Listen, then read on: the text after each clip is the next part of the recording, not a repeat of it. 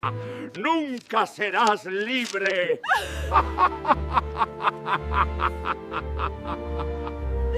La tarde del 3 de diciembre de 1886 caía pesada y opresiva sobre la Facenda Santa Rita cuando el coronel Vitorino de Carvalho, a sus 63 años de vida, dedicada a acumular fortuna mediante escravidão, que consideraba derecho natural e inmutable, rasgó públicamente carta de alforria que Catarina, esclava de 35 años, había comprado con 20 años de economías meticulosas. No fue acto impulsivo, sino ritual calculado de humillación pública. El Luis Coronel había convocado a todos los 80 esclavos de su facenda de 1.800 hectares de café en Vale do Paraíba Paulista, facenda que producía 35.000 arrobas anuales valoradas en 350 contos de reis, para que presenciaran destrucción de documento que representaba 2 décadas de sacrificio absoluto de mujer que había trabajado cada domingo, cada noche después de jornadas brutales de 14 horas bajo sol que quemaba piel, vendiendo frutas en mercado de Taubaté, cosiendo ropas para familias, vecinas, fabricando artesanías que comerciantes blancos revendían con lucro mientras ella recibía centavos. El coronel sostuvo carta de alforria preparada por abogado abolicionista de Taubaté, documento legal que según Ley do Ventre Libre de 1871 y jurisprudencia creciente de tribunales imperiales debería haber garantizado libertad de Catarina mediante pago de 800.000 reis, suma que excedía valor promedio de esclava de 35 años en mercado de 1886. Examinó documento con sarcasmo teatral que hacía invitados de élite cafeíra presentes para jantar posterior reírse nerviosamente, porque sabían que lo que Coronel estaba a punto de hacer era legalmente cuestionable, pero que ninguno de ellos lo confrontaría, porque todos compartían mismo miedo visceral, que esclavos pudieran comprar libertad, que pudieran tener agencia sobre destinos, que pudieran dejar de ser propiedad y transformarse en personas con derechos. Y entonces, con movimiento lento y deliberado diseñado para maximizar humillación, Coronel rasgó carta en 2 mitades. Luego rasgó esas mitades nuevamente y continuó rasgando hasta que carta que había costado 800.000 reis y 20 años de vida de Catarina era apenas confeti de papel que él arrojó al suelo lamacento, donde lluvia reciente de diciembre había transformado tierra en charco marrón. Y entonces el coronel rió. No era risa de alegría, sino risa de crueldad pura. Aquella risa que todos los 80 esclavos de Facenda Santa Rita conocían y temían, porque precedía castigos arbitrarios, azotes públicos, separaciones de familias vendidas a facendas distantes. Era risa que declaraba poder absoluto sin necesidad de justificación. Y mientras reía, pronunció palabras que resonarían por décadas en memoria colectiva de comunidad esclavizada de Vale do Paraíba. Nunca serás libre, negra. Tú trabajarás para mí hasta que mueras de vejez o de agotamiento, lo que venga primero. Tu madre trabajó hasta colapso a los 42 años sin conocer un solo día de libertad.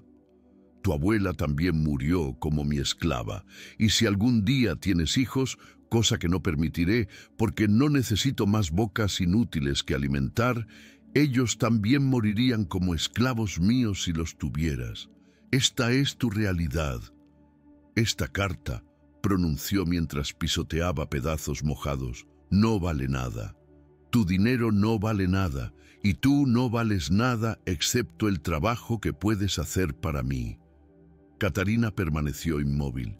80 pares de ojos la observaban, algunos con compasión silenciosa, otros con miedo de que furia justificable de ella pudiera provocar castigo colectivo, todos comprendiendo que lo que Coronel acababa de hacer trascendía crueldad individual y representaba verdad fundamental de escravidão brasileira en 1886, apenas 2 años antes de abolición, que aún nadie podía predecir con certeza. Que libertad de esclavizado dependía completamente de voluntad caprichosa de señor, que documentos legales no tenían valor si señor decidía ignorarlos, que 20 años de economías podían ser destruidos en 30 segundos por hombre que encontraba placer en negar libertad, incluso cuando negar esa libertad no le traía beneficio económico alguno. El coronel no necesitaba de Catarina específicamente para funcionamiento de facenda. Tenía 80 esclavos y podría fácilmente reemplazarla. Pero principio de esclava comprando libertad lo ofendía existencialmente porque sugería que esclavizados tenían valor intrínseco independiente de valor que señores les asignaban. Catarina finalmente se movió. Se agachó lentamente, ignorando miradas de advertencia de otros esclavos que temían que cualquier movimiento sería interpretado como desafío que provocaría azotes, y comenzó a recoger pedazos mojados de carta de alforria del charco del ama. Coronel observó con diversión, pensando que ella estaba intentando patéticamente restaurar documento irreparablemente destruido. Pero cuando Catarina se enderezó con manos llenas de fragmentos empapados que guardó cuidadosamente en bolsillo de vestido de algodón rasgado, único vestido que poseía después de 20 años economizando cada centavo en lugar de comprar ropas nuevas, ella miró directamente a ojos del coronel. Era transgresión gravísima en etiqueta de escravidão, donde esclavo jamás debía mirar directamente a señor. Y entonces susurró con voz tan baja que solo coronel, que estaba a 2 metros de distancia, pudo escuchar. Esta noche todo cambiará. El coronel no tomó amenaza en serio. Era amenaza de esclava impotente, mujer sin armas, sin aliados con poder real, sin acceso a recursos que podrían traducir furia en acción efectiva. ¿Qué podría hacer ella? ¿Huir? Capitanes do mato rastreaban fugitivos con perros entrenados para desgarrar carne. Atacarlo físicamente. Era vigilado constantemente por capataces armados. ¿Denunciarlo a autoridades? Coronel tenía jueces y delegados de policía de región sobornados con participaciones en lucros de café. Entonces simplemente rió nuevamente. Ordenó que Catarina regresara a trabajo en cocina de Casa Grande, donde preparaba comidas para familia del coronel y para invitados que frecuentemente celebraban jantares elaborados, y se volteó hacia invitados presentes comentando con sarcasmo que provocó risas nerviosas. Estas esclavas están quedando cada vez más atrevidas. Abolicionistas les meten ideas revolucionarias en cabezas. Pero mientras yo viva, en mi facenda las cosas funcionan como siempre funcionaron. Si quieres seguir descubriendo historias reales que la historia oficial borró, historias de resistencia y venganza que libros de escuela nunca cuentan porque incomodan narrativas oficiales sobre pasado, suscríbete a este canal ahora y activa la campanita para recibir notificación cada vez que publiquemos nuevo episodio. Porque cada semana traemos crónicas que te harán cuestionar todo lo que te enseñaron sobre esclavitud, sobre justicia, sobre qué sucede cuando sistema legal abandona completamente a víctimas y ellas deciden crear su propia justicia. Tu suscripción garantiza que nombres como Catarina no sean olvidados, que sacrificio de 20 años economizando centavo por centavo solo para ver libertad destruida en 30 segundos sea recordado. Activa la campanita ahora y comenta desde dónde nos ves para saber que nuestro mensaje está llegando a todos los rincones del mundo, porque esta historia necesita ser escuchada universalmente. Pero lo que Coronel no sabía lo que no podía anticipar, porque subestimaba completamente capacidad de esclava de transformar desesperación en determinación letal, era que Catarina no había hecho amenaza vacía. Durante 6 horas siguientes, de las 5 de la tarde cuando carta fue rasgada hasta las 11 de la noche cuando veneno sería administrado, Catarina planeó y ejecutó asesinato con precisión que habría impresionado hasta estrategas militares. No era plan improvisado nacido de furia momentánea, era ejecución calculada de única opción que sistema le había dejado después de cerrar todas puertas legales para libertad. Porque Catarina había comprendido con claridad cristalina que mientras Coronel Vitorino de Carvalho viviera, ella nunca sería libre. Tribunales no la protegerían porque Coronel tenía jueces comprados. Autoridades no intervendrían porque Coronel era uno de facendeiros más ricos de región con conexiones políticas que llegaban hasta Corte Imperial en Río de Janeiro. Y ley do ventre libre, que teóricamente garantizaba derecho de esclavos a comprar libertad, era apenas papel sin valor cuando Señor decidía ignorarla. Entonces, Catarina tomó decisión que transformaría caso en símbolo nacional de resistencia esclava apenas 2 años antes de abolición. Ella removería obstáculo permanentemente. No mediante violencia física directa, que sería impedida por capataces armados. No mediante fuga que sería frustrada por capitaes do mato, sino mediante veneno que actuaría silenciosamente, inevitablemente, irreversiblemente, y conocimiento necesario para ejecutar plan ya estaba en su posesión, transmitido por madre que antes de morir de agotamiento a los 42 años, tras vida entera de esclavitud, había sido curandeira respetada en comunidad esclavizada.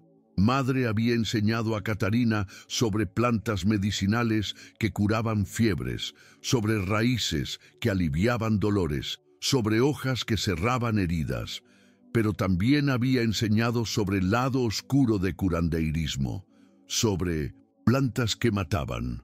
Catarina sabía que raíz de mandioca brava, variedad silvestre de maniote esculenta que crecía abundantemente en márgenes del río que cortaba Facenda Santa Rita, contenía glicosídeos cianogénicos que cuando no eran procesados correctamente mediante técnicas específicas de cocción y lavado, liberaban cianeto en cuerpo humano. Cianeto bloqueaba capacidad celular de usar oxígeno, causando asfixia celular que era agonizante y generalmente fatal cuando dosis era suficientemente alta. Intoxicación accidental por mandioca mal procesada no era rara en Brasil de 1886.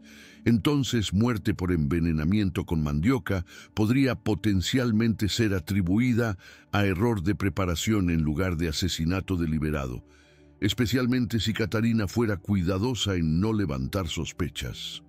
Entre las 5 de la tarde, cuando carta de alforria fue rasgada, y las 7 de la noche, cuando cocina de Casa Grande, quedó momentáneamente vacía, porque Coronel y invitados se retiraron a sala de fumar para discutir política imperial y beber coñaque francés valorado en 2 contos de reis la botella.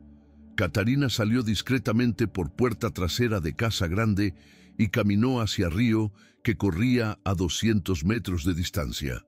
No corrió, porque eso levantaría sospechas de capataces que vigilaban constantemente movimientos de esclavos. Caminó con paso normal de esclava, cumpliendo tarea doméstica rutinaria, llevando cesta de palla como si fuera a lavar ropas en Río, práctica común en facendas donde agua corriente era usada para limpieza de textiles. Llegó a márgenes del río, donde vegetación era densa con arbustos y árboles que proporcionaban cobertura visual suficiente para que nadie de Casa Grande pudiera ver exactamente qué estaba haciendo, y comenzó a buscar plantas específicas que madre le había enseñado a identificar 15 años antes. Mandioca brava se distinguía de mandioca, cultivada segura por coloración ligeramente diferente de hojas y por hecho de que crecía silvestre en lugar de ser plantada en hileras organizadas. Encontró 3 plantas robustas con raíces gruesas que excavó cuidadosamente usando manos desnudas y pedazo de madera que usó como pala improvisada. Proceso tomó 30 minutos. Cuando terminó, tenía aproximadamente 2 kilos de raíces que escondió en fondo de cesta, cubriendo con ropas húmedas que efectivamente había lavado en río para mantener pretexto de tarea doméstica legítima. Regresó a casa grande a las 7:30. Guardó raíces en despensa de cocina donde había docenas de otros tubérculos y vegetales almacenados. Entonces, raíces de mandioca brava no parecerían fuera de lugar si alguien inspeccionara área. Y entonces comenzó fase más peligrosa del plan: preparación de veneno concentrado sin ser observada. Esperó hasta las 9 de la noche, cuando movimiento en cocina disminuyó porque jantar ya había sido servido y limpieza inicial había sido completada. Otros 2 esclavos que trabajaban en cocina habían sido enviados a lavar platos en área externa. Catarina tenía aproximadamente 20 minutos de privacidad relativa. Trabajó rápidamente, peló raíces de mandioca brava usando faca de cocina, removiendo cáscara marrón para exponer carne blanca interior donde concentración de glicosidios cianogénicos era mayor. Rayó raíces finamente usando rallador de metal, que normalmente era usado para preparar mandioca cultivada segura para consumo. Pero a diferencia de proceso normal, donde mandioca rallada sería lavada múltiples veces en agua corriente para remover toxinas antes de ser cocida, Catarina deliberadamente omitió lavado. Colocó mandioca rallada en paño de algodón limpio y exprimió líquido blanco lechoso en taza de cerámica pequeña. Líquido era concentrado de toxinas que, según conocimiento transmitido por madre, contendría cantidad letal de cianeto si dosis fuera suficientemente alta. Medición exacta era imposible sin equipamiento químico que obviamente no estaba disponible en cocina, de Facenda de 1886. Entonces Catarina tuvo que estimar basándose en conocimiento empírico transmitido oralmente a través de generaciones de curandeiras. Madre había dicho que líquido extraído de medio kilo de mandioca brava no procesada era suficiente para causar intoxicación seria en adulto y que el líquido de kilo completo probablemente sería fatal. Catarina había extraído líquido de 2 kilos, entonces tenía dosis que teóricamente era 2 veces letal. Pero para garantizar efectividad y para compensar posibilidad de que potencia de plantas silvestres variara, decidió usar todo el líquido extraído. El problema siguiente era cómo administrar veneno sin que sabor amargo característico de mandioca brava fuera detectado inmediatamente. Catarina sabía que Coronel, como era hábito establecido durante décadas, pedía copo de cachaza antes de dormir cada noche. Era ritual que realizaba a las 11 de la noche después de que invitados se retiraran. Cachaza que Coronel bebía era de calidad superior, destilada en alambique de cobre de facenda vecina y envejecida en barriles de carvalho durante 5 años, valorada en 800.000 reis el barril. Sabor fuerte y dulce de cachaza envejecida podría potencialmente disfrazar amargor de veneno, especialmente si Catarina agregaba miel que Coronel también acostumbraba mezclar con bebida. A las 10:30 de la noche, Catarina preparó copo de cachaza exactamente como Coronel acostumbraba. Copo de cristal bohemio, lleno hasta 3/4 con cachaza envejecida, una cucharada de miel de abelas producida en colmenas de facenda, y ahora, adición que transformaría bebida rutinaria en instrumento de muerte, todo el líquido extraído de 2 kilos de raíces de mandioca brava. Mezcló cuidadosamente usando cuchara de plata hasta que el líquido lechoso se dispersó completamente en cachaza dorada. Resultado final era bebida ligeramente más turbia que normal, pero no tan obviamente diferente que levantara sospecha inmediata. A las 11 de la noche exactas, Coronel llamó desde el dormitorio del segundo piso, como hacía cada noche. «Catarina, tráeme mi cachaza». Era orden que ella había cumplido cientos de veces durante años trabajando en Casa Grande. Pero esta noche sería diferente. Esta noche, copo que llevaba contenía no solo bebida, sino también justicia que sistema legal había negado, libertad que documentos habían fallado en garantizar y venganza que 20 años de economías destruidas demandaban. Catarina subió escalera de madera de peroba que conducía a segundo piso, caminando lentamente para que el líquido en copo no se derramara. Corazón latiendo fuertemente, pero manos completamente firmes, porque había cruzado punto de no retorno y ahora solo restaba completar lo que había comenzado. Entró en dormitorio del coronel, habitación decorada con mobiliario de jacarandá valorado en 80 contos de reis, con cama de dosel cubierta con sábanas de lino egipcio que costaban 15 contos, con espejo veneciano en 1900 y marco de ouro que había costado 25 contos. Coronel estaba sentado en cadeira de cuero argentino leyendo periódico O Estado de São Paulo, que traía noticias sobre crecimiento de movimiento abolicionista que él desdeñaba como histeria sentimental de intelectuales urbanos, que no comprendían realidades económicas de agricultura de exportación. Tomó copo sin mirar a Catarina, sin agradecimiento, porque agradecer a esclava por cumplir orden sería reconocer humanidad que él sistemáticamente negaba, y bebió todo de un solo trago largo, como era su costumbre, porque apreciaba quemazón de alcohol fuerte bajando por garganta. Catarina observó con expresión completamente neutra, mientras Coronel bebía veneno que ella había preparado con precisión de curandeira y con determinación de mujer que había perdido todo, excepto capacidad de garantizar que hombre que destruyó su libertad no destruiría libertad de nadie más. Y cuando Coronel terminó de beber y depositó copo vacío sobre mesa de noche de mogno, ella simplemente preguntó con voz que no traicionaba emoción alguna: «¿Necesita algo más, señor?» Coronel negó con gesto impaciente de mano, ya distraído por artículo de periódico, y Catarina salió de dormitorio, cerró puertas silenciosamente detrás de ella y descendió escalera de regreso a cocina, donde esperaría resultados de lo que acababa de hacer, sabiendo que no había retorno posible.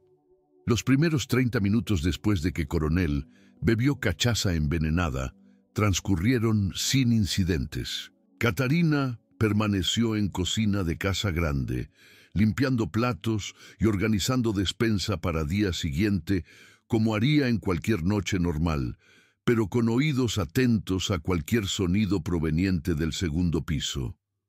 Sabía que veneno de mandioca brava no actuaba instantáneamente. Según conocimiento transmitido por madre, síntomas comenzarían entre 30 minutos y 1 hora después de ingestión, dependiendo de dosis y de metabolismo individual. Y síntomas serían inconfundibles: náusea intensa, vómito, dolor abdominal severo, dificultad respiratoria progresiva, confusión mental y eventualmente convulsiones seguidas de parada respiratoria. A las 11:47 de la noche, exactamente 47 minutos después de que veneno fue administrado, Catarina escuchó primer sonido que indicaba que plan estaba funcionando. Grito abafado de dolor proveniente del dormitorio del coronel en segundo piso. No era grito de terror, sino vocalización involuntaria de alguien experimentando dolor físico súbito e intenso. Fue seguido por sonido de pasos pesados, corriendo hacia baño adyacente al dormitorio, y luego por sonido inconfundible de vómito violento. Otros esclavos domésticos que permanecían en Casa Grande, esperando órdenes finales antes de retirarse a Senzala, intercambiaron miradas preocupadas, pero ninguno se atrevió a subir escalera sin ser llamado, porque interrumpir Coronel sin permiso resultaría en castigo. 5 minutos después, a las 11:52, Coronel apareció en tope de escalera, sosteniendo baranda de madera con mano temblorosa, rostro pálido y sudoroso, visible incluso bajo luz tenue de lamparinas de óleo que iluminaban corredor. Llamó con voz débil pero aún autoritaria. «Alguien llame al doctor Méndez inmediatamente. Estoy enfermo. Algo que comí me cayó mal». Uno de esclavos domésticos corrió hacia Caballeriza para ensillar caballo más rápido y cabalgar hasta casa del doctor Antonio Méndez, que vivía a 3 kilómetros de distancia en Cidade de Taubaté. Viaje de ida y vuelta tomaría al menos 40 minutos, tiempo durante cual veneno continuaría circulando por sistema del coronel, causando daño progresivo e irreversible. Catarina observaba desde cocina, manteniéndose intencionalmente distante para no levantar sospechas, pero suficientemente cerca para escuchar todo. Coronel descendió escalera lentamente, agarrando baranda con ambas manos porque piernas parecían débiles, y se dejó caer en sofá de sala de estar cubierto con tapicería francesa que había costado 40 contos de reis. Otro esclavo doméstico, hombre llamado José, que trabajaba como mayordomo, preguntó con preocupación genuina, porque a pesar de brutalidad del coronel, algunos esclavos habían desarrollado lealtad complicada, nacida de décadas de dependencia psicológica. «Señor, ¿qué siente? ¿Necesita agua?». Coronel respondió entre respiraciones pesadas. «Dolor en estómago, como si tuviera fuego adentro, y manos están entumecidas. No puedo sentir dedos correctamente». Esos síntomas eran exactamente lo que Catarina había anticipado. Cianeto interfería con capacidad de células de usar oxígeno, causando hipoxia tisular que se manifestaba primero en extremidades con entumecimiento y hormigueo y en sistema digestivo con dolor intenso, porque mucosa estomacal era particularmente sensible a toxinas. Pero lo que preocupaba a Catarina era posibilidad de que doctor Méndez, cuando llegara, pudiera identificar envenenamiento por cianeto mediante síntomas característicos y administrar tratamiento que, aunque rudimentario en 1886, podría potencialmente salvar vida del coronel si actuara rápidamente. Tratamientos disponibles en época incluían administración de nitrito de amila inhalado seguido de tiosulfato de sodio intravenoso, pero efectividad dependía de diagnóstico rápido y dosis de veneno no siendo masivamente excesiva. Durante 20 minutos siguientes, estado del coronel se deterioró visiblemente. Vómito continuó en episodios cada vez más frecuentes, ahora conteniendo sangre que indicaba daño a revestimiento estomacal.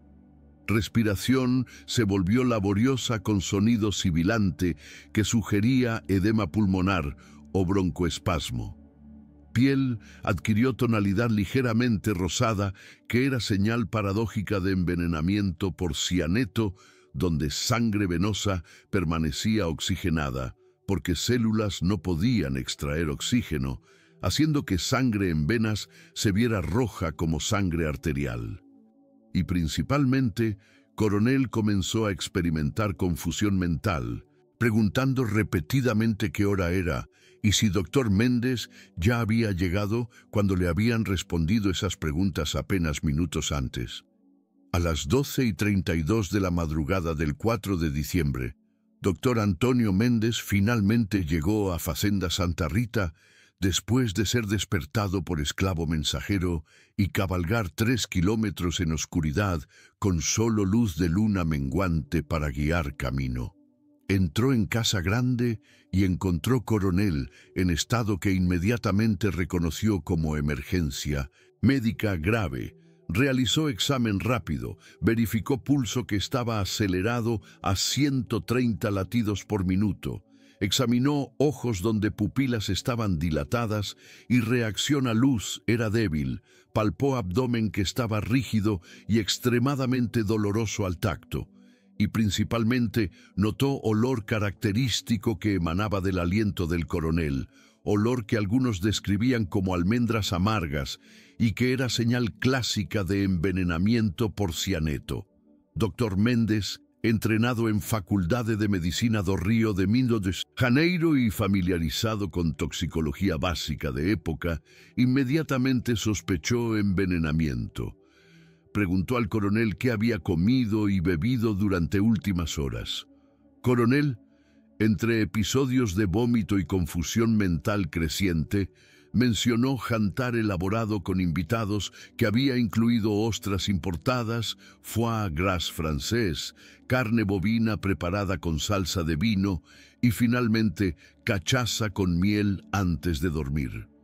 Dr. Méndez consideró posibilidad de intoxicación alimentaria por ostras en mal estado, pero síntomas no eran consistentes con esa hipótesis.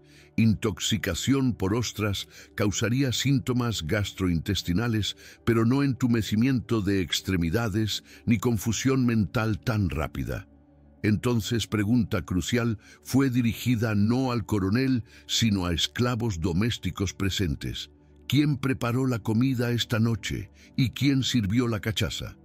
José, mayordomo, respondió con inocencia completa porque no sabía de plan de Catarina.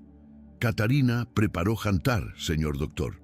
Ella siempre prepara comidas. Y también sirvió cachaza del coronel como hace todas las noches.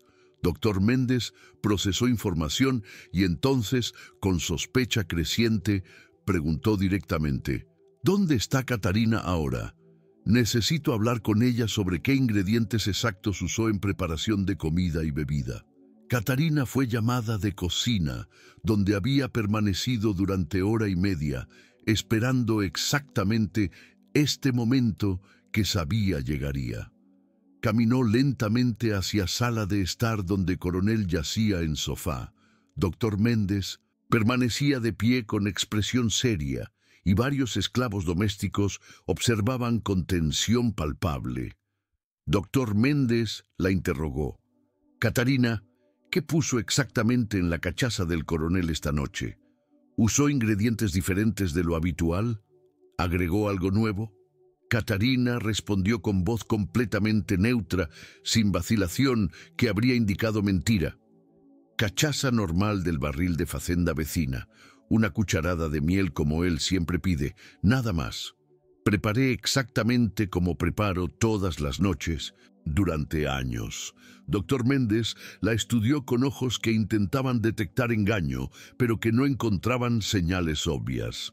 Entonces hizo pregunta más directa que haría caso explotar en escándalo que trascendería Facenda Santa Rita y se convertiría en símbolo nacional. El coronel está envenenado.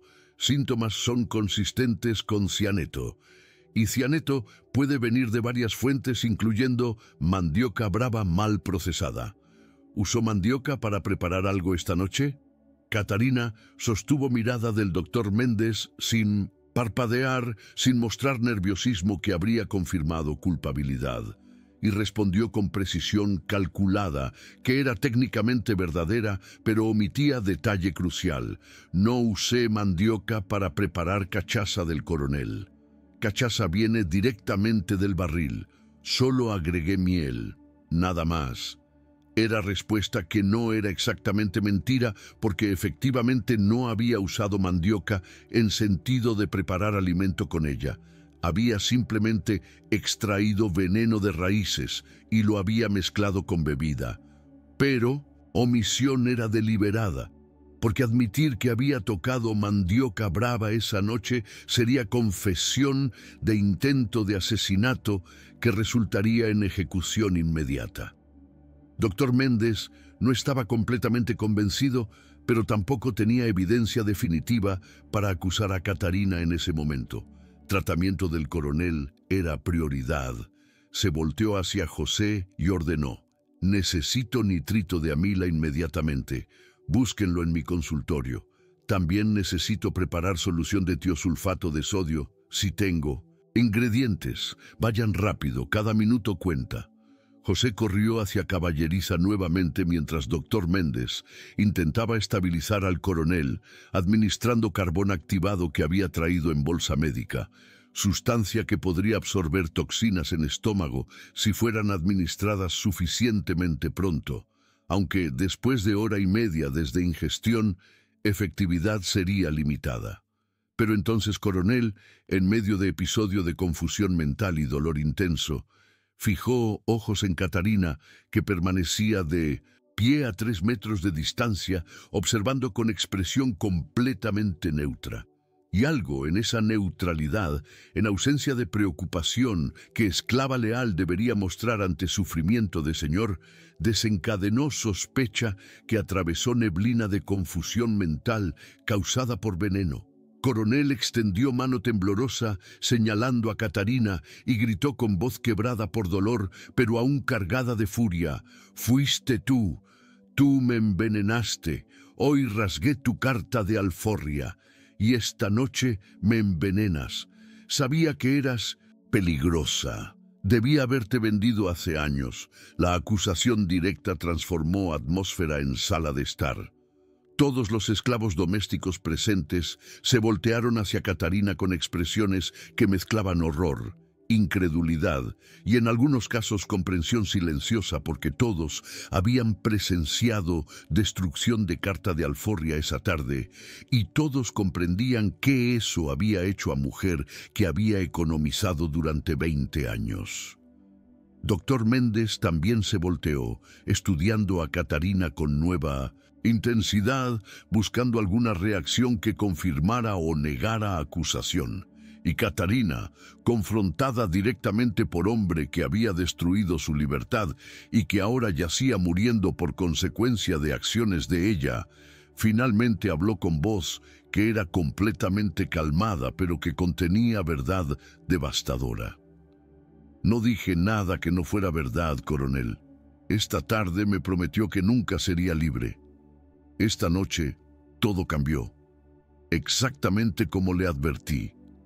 No era confesión explícita, pero era reconocimiento suficientemente claro de que palabras que había susurrado esa tarde, esta noche todo cambiará, no habían sido amenaza vacía, sino promesa que había cumplido. Doctor Méndez comprendió inmediatamente implicación y ordenó que Catarina fuera detenida hasta que autoridades llegaran para investigar formalmente. Pero antes que alguien pudiera agarrarla, Coronel experimentó convulsión violenta que hizo su cuerpo arquearse sobre el sofá mientras músculos se contraían involuntariamente. Doctor Méndez se concentró nuevamente en paciente, intentando sostener lengua del coronel para prevenir que se asfixiara durante convulsión, pero ya era evidente que tratamiento llegaría tarde. Dosis de veneno había sido demasiado alta y tiempo desde ingestión había sido demasiado largo. Cianeto ya había causado daño masivo a células cerebrales y cardíacas. Después de 2 minutos de convulsiones que fueron agonizantes de presenciar, Coronel finalmente se quedó inmóvil. Respiración se detuvo. Pulso desapareció. Doctor Méndez verificó señales vitales durante 3 minutos completos, intentando procedimientos rudimentarios de resucitación que incluían compresiones torácicas y ventilación boca a boca. Pero no hubo respuesta. A las 2:17 de la madrugada del 4 de diciembre de 1886, 3 horas y media, después de haber bebido cachaza envenenada, Coronel Vitorino de Carvalho fue declarado muerto por doctor Antonio Méndez. Causa oficial de muerte sería registrada como intoxicación por cianeto de origen indeterminado, pero altamente sospechoso. Últimas palabras coherentes del coronel antes de convulsiones finales habían sido acusación directa contra Catarina, acusación que doctor Méndez documentaría en reporte que entregaría a autoridades policiales. Y Catarina, observando cuerpo del hombre que había destruido su libertad apenas horas antes, sintió no alegría de venganza consumada, sino algo más complejo, alivio mezclado con comprensión de que precio de 1900, libertad que acababa de obtener, sería probablemente su propia vida. Si esta historia te ha impactado, si estás presenciando cómo mujer que economizó 20 años para comprar libertad, vio documento rasgado y respondió con veneno que mató a señor que la esclavizaría hasta muerte, necesitas compartir este video ahora. Envíalo a 3 amigos, a grupos de WhatsApp, a redes sociales, donde personas necesitan entender que justicia no siempre viene de tribunales, sino de víctimas que crean su propia justicia cuando sistema las abandona. Cada compartir garantiza que nombre de Catarina no sea olvidado, que sacrificio de 20 años economizando centavo por centavo sea recordado como testimonio de que libertad que puede ser rasgada no es libertad real. Y comenta, ¿harías lo mismo en su lugar? Porque debate sobre límites de venganza justificable necesita suceder. Estas conversaciones incómodas sobre qué hacemos cuando todas puertas legales están cerradas son exactamente lo que nos hace confrontar complejidades morales que preferimos ignorar.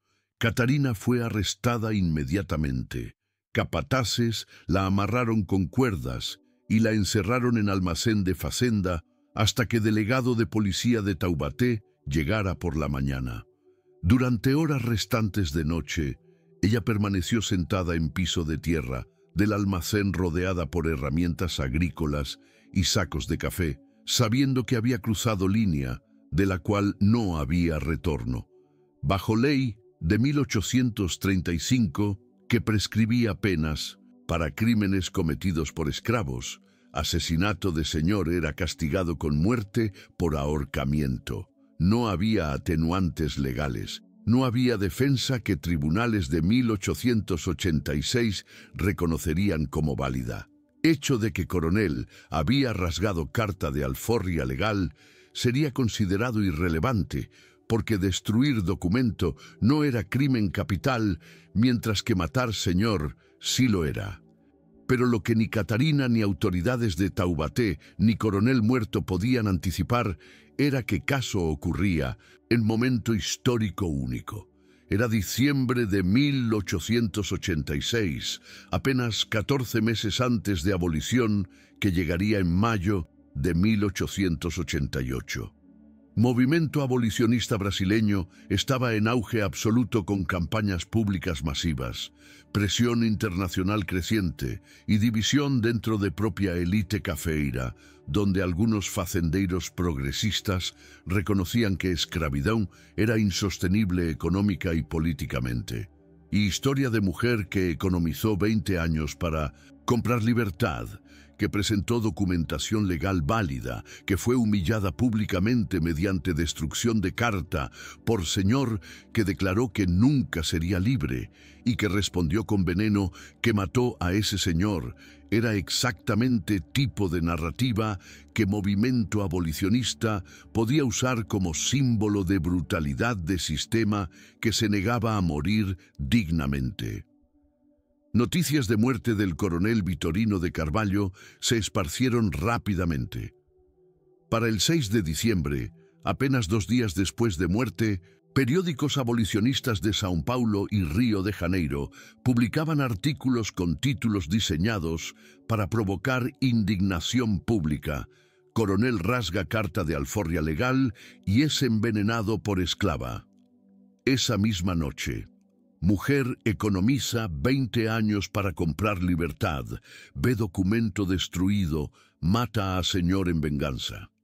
Los artículos no simplemente narraban hechos, sino los enmarcaban como indictación de sistema completo de esclavitud que permitía que señores destruyeran documentos legales caprichosamente y que luego se sorprendían cuando víctimas respondían con violencia desesperada.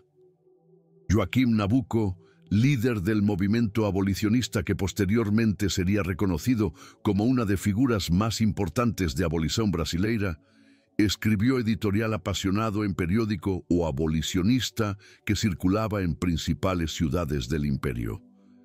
El artículo, titulado Catarina, la libertad que se toma.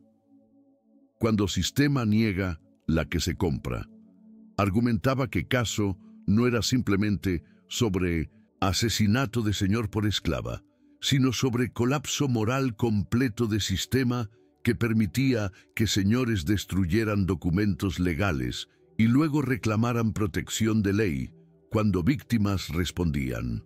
Nabuco escribió con elocuencia que resonó con sectores progresistas de sociedad imperial. Cuando Coronel rasgó carta de alforria que Catarina compró con 20 años de economías, él no simplemente destruyó papel.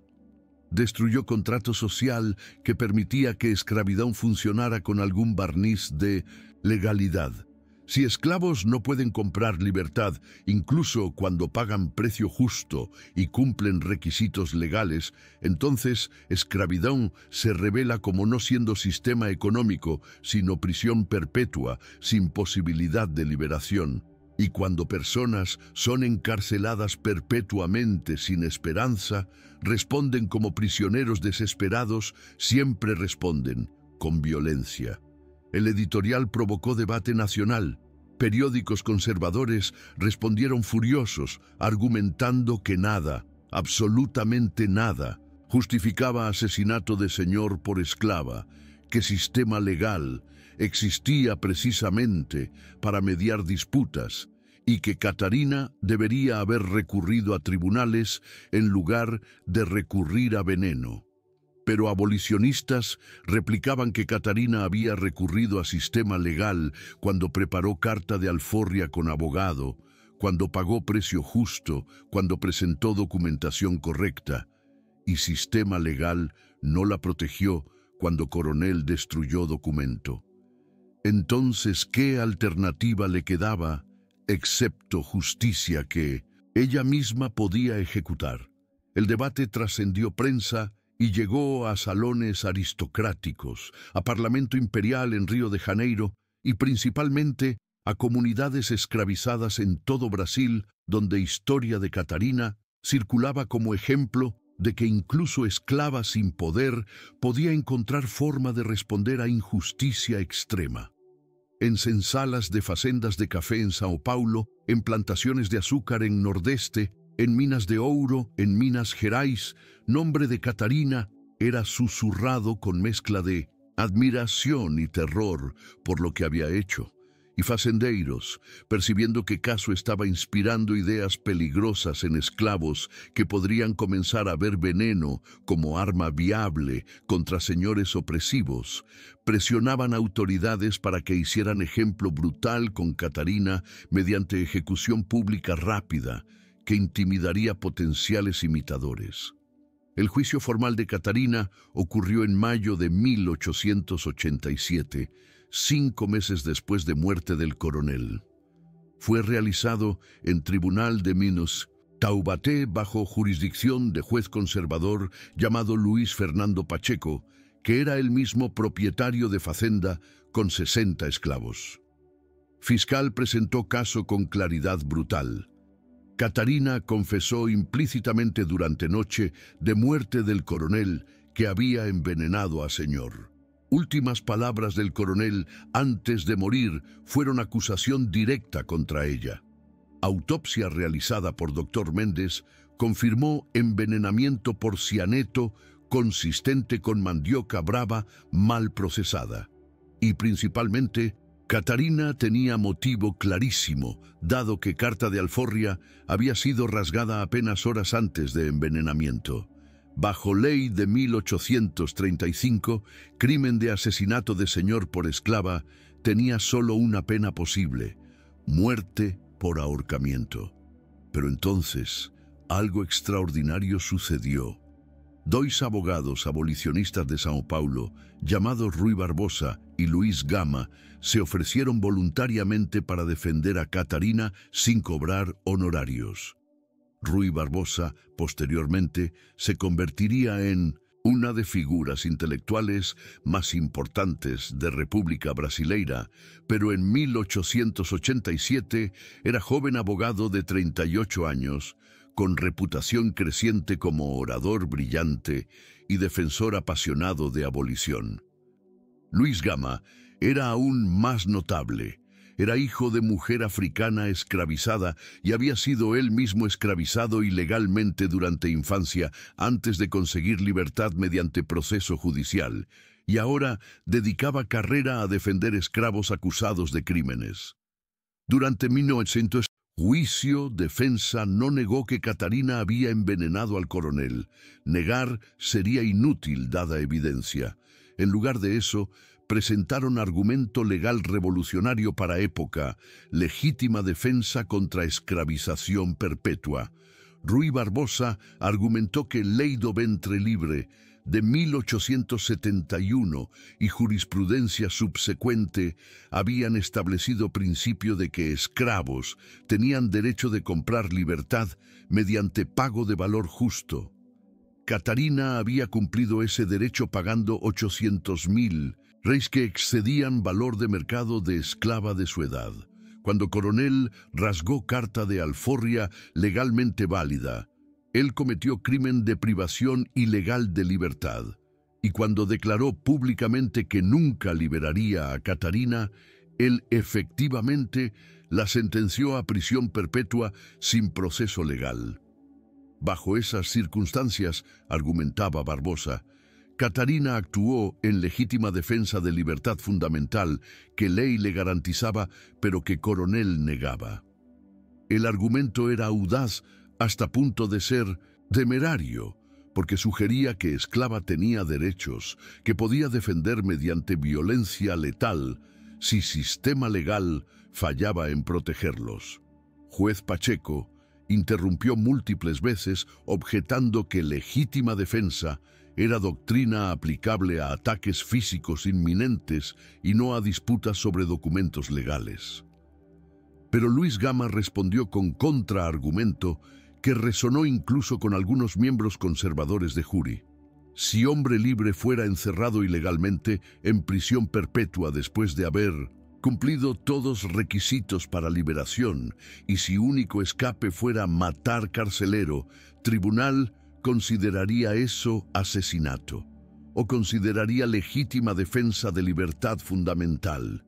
¿Y por qué estándar debería ser diferente para esclava que fue encarcelada desde nacimiento sin haber cometido crimen alguno, y que finalmente había obtenido medio legal de escape solo para haberlo destruido caprichosamente? Argumentos de defensa no convencieron a juez conservador, pero plantaron semilla de duda en algunos miembros de Juri compuesto por comerciantes y pequeños propietarios que no eran parte de élite facendeira y que tenían simpatías crecientes con movimiento abolicionista que dominaba opinión pública urbana en 1887. Deliberación de Juri duró 6 horas, tiempo inusualmente largo para caso que parecía tener evidencia clara de culpabilidad. Y veredicto final fue compromiso que reflejaba tensiones de Brasil en transición entre esclavitud y abolición. Catarina fue declarada culpable de homicidio, pero Juri recomendó clemencia extrema dadas circunstancias atenuantes del caso. Juez Pacheco, vinculado por recomendación de Juri, pero aún determinado a imponer castigo significativo, pronunció sentencia que intentaba balancear demandas de facendeiros, por ejemplo severo, con presión abolicionista por misericordia. Catarina sería condenada a 10 años de prisión en cadeia pública de São Paulo. con posibilidad de liberación condicional después de cumplir 5 años si demostrara comportamiento ejemplar. Era sentencia brutal que probablemente destruiría salud de mujer de 35 años, obligada a vivir en prisión con condiciones sanitarias terribles, donde tuberculosis y disentería mataban regularmente a detenidos. Pero no era sentencia de muerte que ley de 1835 técnicamente prescribía. Era compromiso que permitía que sistema legal afirmara autoridad sin crear mártir abolicionista mediante ejecución pública. Catarina fue trasladada a prisión de Sao Paulo en junio de 1887, donde comenzó a cumplir sentencia en celda pequeña compartida con otras 6 mujeres presas por crímenes que variaban desde robo hasta asesinato. Condiciones eran exactamente tan brutales como anticipado. Celda sin ventilación adecuada, donde temperatura durante verano paulista excedía 40 grados Celsius, comida consistente en farina de mandioca y ocasionalmente feijão preto de calidad inferior que apenas era suficiente para prevenir desnutrición completa, ausencia de atención médica excepto en casos de emergencia absoluta. Pero Catarina sobrevivió mes tras mes, no porque condiciones fueran tolerables, sino porque había sobrevivido 35 años de esclavitud y prisión. Era simplemente otra forma de cautiverio que su cuerpo y mente ya estaban entrenados para soportar. Durante 13 meses que Catarina pasó en prisión, de junio de 1887 hasta mayo de 1888, movimiento abolicionista brasileño aceleró dramáticamente hacia conclusión que se había vuelto inevitable. Presión internacional aumentó cuando gobiernos de Inglaterra, Francia y Estados Unidos, países que habían abolido esclavitud décadas antes, comenzaron a aislar diplomáticamente a Brasil como última nación occidental que mantenía institución de esclavitud en escala industrial. Economía de facendas cafeeiras que dependían de trabajo esclavo no pagado comenzaba a colapsar porque esclavos fugían masivamente hacia ciudades o hacia quilombos, sabiendo que el sistema que los perseguía estaba perdiendo poder. Y principalmente, sectores de propia élite cafeeira reconocían que costo político y económico de mantener esclavitud excedía beneficios. En prisión, Catarina no tenía acceso directo a periódicos o noticias externas, pero otros prisioneros y guardias ocasionalmente comentaban sobre eventos que ocurrían afuera. Escuchó rumores de que Princesa Isabel, actuando como regente, mientras don Pedro II estaba en Europa tratando problemas de salud, estaba considerando decreto de abolición completa. Escuchó que movimiento abolicionista organizaba manifestaciones masivas en Sao Paulo y Río de Janeiro, con decenas de miles de participantes exigiendo fin inmediato de esclavitud. Y principalmente escuchó que su propio caso había sido citado repetidamente en discursos abolicionistas como ejemplo de brutalidad de sistema que prefería destruir documentos legales a permitir que esclava comprara libertad. El 13 de mayo de 1888, exactamente 18 meses después de noche, cuando Catarina envenenó al coronel Vitorino de Carvalho, Princesa Isabel firmó Ley Áurea, que abolía esclavitud en Brasil de forma completa e inmediata, sin compensación a propietarios. No había periodo de transición, no había cláusulas graduales. Simplemente declaraba que a partir de esa fecha, esclavitud estaba prohibida en territorio brasileño y todos los aproximadamente 700.000 esclavos restantes en Brasil eran inmediatamente libres. Noticia llegó a prisión de Sao Paulo 2 días después, mediante guardias que discutían implicaciones, y directora de prisión, mujer progresista llamada María Augusta Saraiva, que secretamente simpatizaba con movimiento abolicionista, convocó reunión urgente de todos prisioneros que habían sido esclavos para informarlos de que eran legalmente libres. Catarina estaba entre 15 prisioneros en esa categoría. Cuando directora anunció abolición, algunos prisioneros lloraron de alivio, otros permanecieron en silencio procesando información. Algunos preguntaron qué significaba libertad cuando aún estaban encarcelados por crímenes cometidos bajo esclavitud. Y directora explicó que según decreto complementar de gobierno, todos prisioneros condenados bajo leyes específicas de esclavitud, incluyendo Ley de 1835, que prescribía pena de muerte para esclavos que mataran señores, serían liberados inmediatamente porque esas leyes ya no tenían validez legal en Brasil libre de esclavitud.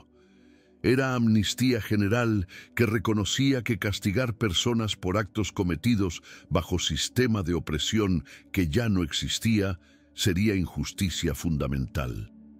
Catarina fue liberada el 17 de mayo de 1888, 4 días después de Ley Áurea.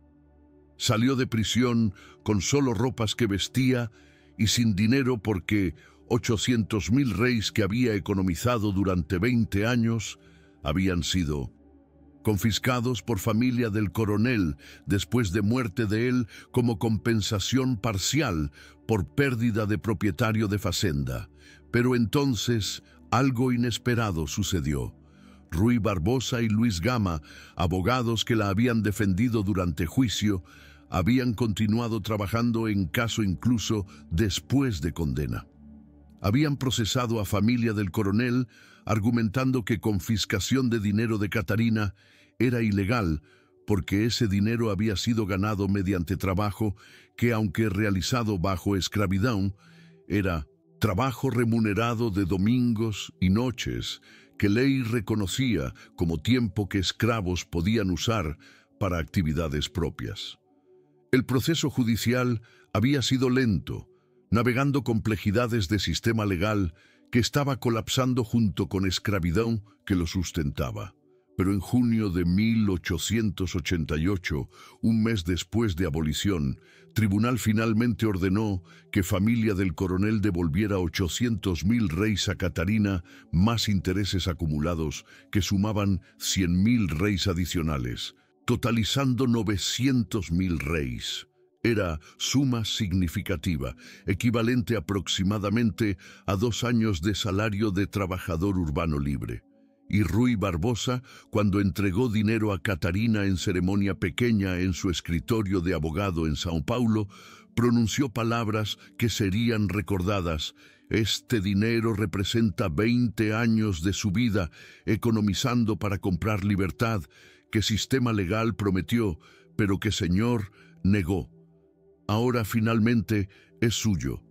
Úselo para construir vida que esclavitud le robó durante 35 años. Catarina, a sus 37 años de edad, comenzó nueva vida en São Paulo como mujer libre por segunda vez. Primera vez había sido técnicamente cuando Ley Áurea abolió esclavitud, pero libertad sin recursos económicos era ilusoria porque necesitaba trabajar inmediatamente, solo para sobrevivir día a día. Segunda vez, con 900.000 reis en manos, tenía capital suficiente para establecer algo más permanente. Decidió comprar pequeña propiedad en periferia de São Paulo, donde estableció consultorio de curanderismo, usando conocimiento de plantas medicinales que madre le había enseñado décadas antes. Comunidad de libertos que se formaba en barrios pobres de São Paulo necesitaba desesperadamente atención médica porque hospitales públicos frecuentemente rechazaban atender negros incluso después de abolición, y médicos particulares cobraban precios que libertos sin recursos no podían pagar. Durante 3 décadas siguientes, de 1888 hasta 1920, Catarina trabajó como curandeira respetada en comunidad de libertos. Trataba fiebres con infusiones de plantas, cerraba heridas con cataplasmas de hojas medicinales, asistía a partos de mujeres que no podían pagar médicos formales y cobraba precios mínimos o frecuentemente nada cuando pacientes no tenían recursos, financiando consultorio con economías de 900.000 reis que invertía cuidadosamente en pequeño negocio de venta de hierbas medicinales. Nunca se casó, nunca tuvo hijos. Cuando preguntada por qué, respondía simplemente que había visto suficiente sufrimiento de maternidad bajo esclavitud, donde madres veían hijos vendidos, que prefería dedicar vida a curar en lugar de crear nuevas vidas que mundo podría destruir. Pero Catarina no escondía su pasado. Cuando jóvenes de comunidad le preguntaban sobre cicatrices que tenía en manos de décadas trabajando en campos de café, sobre expresión de tristeza profunda que ocasionalmente cruzaba rostro cuando pensaba que nadie observaba, ella contaba historia. Contaba sobre 20 años, economizando centavo por centavo, sobre carta de alforria rasgada públicamente, sobre palabras del coronel declarando que nunca sería libre, y sobre noche cuando todo cambió mediante veneno de mandioca brava que preparó con conocimiento que madre curandeira le había transmitido. No glorificaba violencia, no celebraba asesinato, simplemente explicaba con calma que cuando sistema legal falla completamente, cuando todas puertas están cerradas, víctimas encuentran puertas que sistema no puede trancar. En 1910, 24 años después de noche, cuando envenenó al coronel, Catarina fue entrevistada por periodista y historiador llamado Silva Jardim, que estaba documentando memorias de resistencia escrava para preservar historias que élite brasileña post-abolición prefería olvidar. Durante entrevista de 3 horas, realizada en consultorio de curandeirismo de Catarina, ahora mujer de 59 años con cabello gris y manos marcadas por décadas de trabajo, pero con mente aún aguda, ella narró eventos de aquella noche con precisión que sugería que cada detalle estaba grabado permanentemente en memoria. Y al final, cuando periodista preguntó si se arrepentía de haber matado al coronel, Catarina respondió con palabras que Silva Jardim publicaría en libro titulado Voces de Libertad, Memorias de Resistencia Esclava. Arrepentimiento implica que yo hice algo moralmente incorrecto, respondió Catarina con voz que no temblaba ni mostraba duda. Y no creo que lo hice. Coronel Vitorino de Carvalho me mantuvo esclavizada desde mi nacimiento. Trabajé para él durante 35 años, sin pago excepto comida mínima y ropas rasgadas. Durante 20 de esos años, economicé cada centavo que pude ganar en domingos y noches, sacrificando todo, comiendo menos, vistiéndome con harapos, para juntar suma necesaria para comprar libertad que ley do ventre libre me garantizaba como derecho legal. Pagué 800.000 reis, suma que excedía mi valor de mercado, preparé documentación correcta con abogado, cumplí todos requisitos legales. Y él rasgó documento frente a 80 testigos mientras reía y declaraba que nunca sería libre, que moriría como esclava como mi madre murió, como mi abuela murió. Catarina pausó, mirando por ventana de consultorio hacia calle, donde niños de familias de libertos jugaban con libertad que ella nunca conoció durante infancia, y continuó. Entonces preguntas si me arrepiento de haberlo envenenado, y respondo, me arrepiento de que sistema me obligara a elegir entre permanecer esclavizada hasta muerte o matar para ser libre. Me arrepiento de que ley que prometía libertad mediante compra no tuviera mecanismos de aplicación cuando Señor decidía ignorarla. Me arrepiento de que tribunales que supuestamente protegían derechos estuvieran controlados por facendeiros que nunca condenarían uno de los suyos por rasgar carta de alforria de esclava. Pero no me Arrepiento de haber tomado única acción que sistema me dejó, porque alternativa era vivir resto de vida sabiendo que había permitido que hombre destruyera 20 años de sacrificio sin consecuencia alguna. Silva Jardim, fascinado por claridad moral de mujer que había vivido ambos lados de violencia, esclava que sufrió opresión durante décadas y luego victimaria que mató opresor, preguntó si Catarina creía que venganza le había traído paz. Era pregunta que abolicionistas frecuentemente hacían, intentando entender psicología de resistencia violenta. Y respuesta de Catarina fue obra maestra de honestidad brutal. Venganza nunca trae paz, nunca devuelve años perdidos, nunca cura cicatrices que esclavitud deja en alma. Lo que venganza trae es algo diferente, certeza de que persona que causó sufrimiento no puede causar más sufrimiento. Coronel Vitorino de Carvalho tenía 80 esclavos en su fazenda. Si yo no lo hubiera matado, él habría continuado destruyendo vidas hasta su muerte natural, que probablemente habría llegado 20 años después. ¿Cuántas cartas de alforria más habría rasgado? ¿Cuántos esclavos más habrían muerto en campos sin conocer libertad? No puedo cuantificarlo, pero sé que el número es 0 porque él murió en 1886.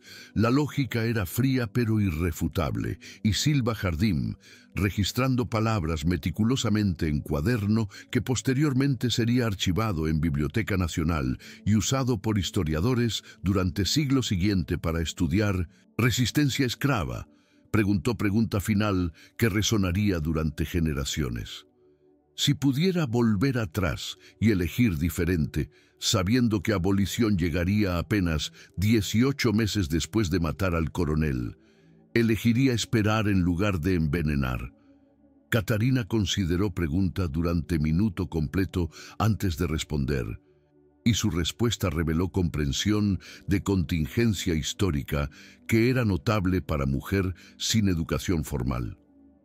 No sabía que abolición llegaría en 18 meses. Nadie lo sabía con certeza. Movimiento abolicionista había estado activo durante décadas y esclavitud continuaba. En diciembre de 1886, cuando Coronel rasgó mi carta, abolición parecía tan distante como siempre. Entonces, pregunta de si yo esperaría es pregunta imposible de responder porque presupone conocimiento del futuro que yo no tenía. Lo único que sabía era presente donde libertad me había sido negada ilegalmente. Y respondía a ese presente con herramientas que presente me daba. Catarina vivió hasta 1920. Muriendo a edad de 69 años de insuficiencia cardíaca, que médico atribuyó a décadas de trabajo físico extremo durante esclavitud que habían desgastado cuerpo más allá de capacidad de recuperación completa. Fue enterrada en Cemitério da Consolação, en São Paulo, cementerio que aceptaba negros, a diferencia de cementerios aristocráticos que permanecían segregados incluso décadas después de abolición. Funeral fue asistido por más de 200 personas de comunidad de libertos que ella había servido como curandeira durante 32 años. Y en lápida simple de granito que comunidad pagó mediante vaquiña colectiva, inscripción era breve pero poderosa. Catarina, nacida en esclavitud, 1851, libre por ley, 1888, libre por acción, 1886. La historia de Catarina no murió con ella. Durante décadas siguientes, su caso fue citado en estudios académicos sobre resistencia esclava, en debates sobre naturaleza de justicia cuando sistema legal abandona víctimas y principalmente en comunidades de descendientes de esclavizados que preservaban memoria de ancestros que habían resistido opresión de formas que variaban desde fugas hasta sabotajes, hasta, en casos extremos como de Catarina, asesinato de señores. En 1980, 100 años después de abolición, historiadora feminista llamada María Elena Machado publicó libro titulado O preso da liberdade, Catarina e a vingança, que mudou o Brasil, que argumentaba que caso de Catarina había sido uno de múltiples casos similares que habían acelerado un movimiento abolicionista al demostrar que escravidão no era sistema estable, sino polvorín que podía explotar violentamente si reformas no llegaban. En 2006, 120 años después de noche, cuando Catarina envenenó al coronel, gobierno brasileño reconoció oficialmente su historia mediante instalación de placa conmemorativa en lugar donde Fazenda Santa Rita había estado ubicada. Fazenda había sido abandonada después de 1900. Abolición cuando economía basada en trabajo esclavo colapsó y terreno eventualmente fue fragmentado y vendido a pequeños agricultores. Pero lugar donde Casa Grande había estado aún era identificable por ruinas de fundaciones de piedra. Placa instalada en ceremonia que reunió descendientes de comunidad de libertos de Taubaté, leyó: aquí, en 3 de diciembre de 1886, Catarina respondió a destrucción de carta de Alforria, legalmente válida con veneno, que mató a coronel, que juró que nunca sería libre. Su acto no fue simplemente venganza personal, sino declaración de que libertad que puede ser rasgada no es libertad, y que esclavizados encontrarían formas de liberarse cuando sistema legal fallara en protegerlos. Que su memoria inspire generaciones futuras a resistir injusticia y a reconocer que sistemas opresivos colapsan no solo por reformas desde arriba, sino por resistencia desde abajo. Los 800.000 reis que Catarina había economizado durante 20 años, devueltos finalmente en 1888 más intereses de 100.000 reis, fueron usados no solo para establecer consultorio de curandeirismo, sino también para ayudar a otros libertos que enfrentaban transición brutal de esclavitud a libertad nominal sin recursos. Catarina usó parte de dinero para comprar libertad de antiguos esclavos que aún vivían bajo contratos de trabajo abusivos que fazendeiros habían impuesto después de abolición, contratos que eran esclavitud con otro nombre. Registros fragmentarios sugieren que ella compró libertad de al menos 20 personas durante década de 1890, replicando en pequeña escala lo que ella misma había intentado hacer para sí, mediante compra de carta de Alforria que fue destruida. Era forma de garantizar que dinero que simbolizaba 20 años de sacrificio finalmente cumpliera propósito original: comprar libertad, si no la suya entonces de otros. La frase que Catarina había susurrado al coronel aquella tarde de diciembre de 1886, esta noche todo cambiará, se convirtió en moto entre comunidades de resistencia esclava durante últimos años antes de abolición. Esclavos en otras facendas, escuchando historia de mujer que había matado señor que rasgó carta de Alforria, comenzaban a susurrar mismas palabras cuando enfrentaban injusticias extremas. No siempre significaba intención de matar. A veces significaba simplemente determinación de que situación insoportable no continuaría sin cambio. Pero mensaje subyacente era claro: paciencia de esclavizados tenía límites, y cuando esos límites eran cruzados, consecuencias serían irreversibles. Fazendeiros, conscientes de este moto circulando en sensalas, comenzaron a sentir miedo que décadas de brutalidad nunca habían generado. Y ese miedo contribuyó a aceleración de abolición, porque élite finalmente comprendió que costo de mantener esclavitud no era solo económico o político, sino existencial. Riesgo de violencia retributiva que podría destruir no solo sistemas sino personas que lo mantenían. Si has llegado hasta final de esta crónica, si presenciaste durante estos minutos cómo Catarina economizó 20 años solo para ver libertad destruida en 30 segundos, cómo respondió con veneno que mató a señores a misma noche, cómo su caso se convirtió en símbolo nacional de resistencia que ayudó a acelerar abolición que llegaría 18 meses después. Entonces, eres parte de comunidad rara que valora historia real sobre narrativas sanitizadas. Tu suscripción a este canal no es solo botón que clicas, es voto para que historias como esta continúen siendo contadas, para que nombres como Catarina no sean enterrados en archivos que nadie lee, sino preservados en memoria colectiva de generaciones que necesitan comprender que libertad nunca fue concedida graciosamente, sino conquistada mediante resistencia que tomaba formas desde negociación legal hasta, cuando todas puertas estaban cerradas, violencia desesperada. Entonces, suscríbete ahora. Si aún no lo hiciste, deja tu like para que el algoritmo difunda esta historia a miles adicionales que necesitan escucharla y comenta tus reflexiones sobre el dilema imposible que Catarina enfrentó. Esperar pacientemente por libertad que sistema prometía pero negaba, o tomar libertad mediante acción que sistema condenaría pero que garantizaría que opresor no destruiría más vidas. Porque juntos construimos archivo vivo de memorias que preferirían enterrar, pero que merecen luz. Gracias por acompañarnos en esta jornada a través de uno de capítulos más complejos de historia de escravidão brasileña. Que el nombre de Catarina permanezca vivo como testimonio de que libertad que se mendiga no es libertad real, pero libertad que se toma, esa sí lo es. Nos vemos en próximo episodio.